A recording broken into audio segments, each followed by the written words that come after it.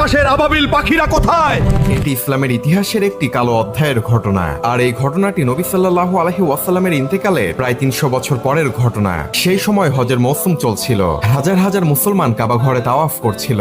তখন হঠাৎ করেই শিয়াদের চরমপন্থী দল কাবা ঘরকে ঘেরাও করে ফেলে এবং অনেকগুলো মুসলমানদেরকে হত্যা করা শুরু করে। হত্যা করে একটি পানির কূপের মধ্যে মুসলমানদেরকে ফেলে দেয়। এক পর্যায়ে শিয়াদের চরমপন্থী দলের নেতা আবু তাহির আল জান্নাবি সে কাবা ঘরের হাজরে আসওয়াদ পাথর ভেঙে ফেলে এবং বলে, আজ তোমাদের রব কোথায়? আজ আকাশের পাখিরা কোথায়? এই কথা বলে সে হাজরে আসওয়াদ পাথরটি তার সাথে করে নিয়ে চলে যায়। দীর্ঘ 22 বছর কাবা ঘরের পাথরটি শিয়াদের নেতা আবু তাহির আল জান্নাবি এর নিকটেই ছিল। পরবর্তীতে বিভিন্ন দেশের মুসলমানদের চাপের মুখে পড়ে হাজরে আসওয়াদ পাথরটি কাবা ঘরে ফিরিয়ে দেয়। ঐতিহাসিক বর্ণনা অনুযায়ী নেতা আবু তাহির আল জান্নাবি জীবনের শেষের দিকে এমন অসুস্থতায় মারা যায় যার কোনো চিকিৎসা পৃথিবীতে ছিল না, যা ছিল আল্লাহর পক্ষ থেকে এক শাস্তি।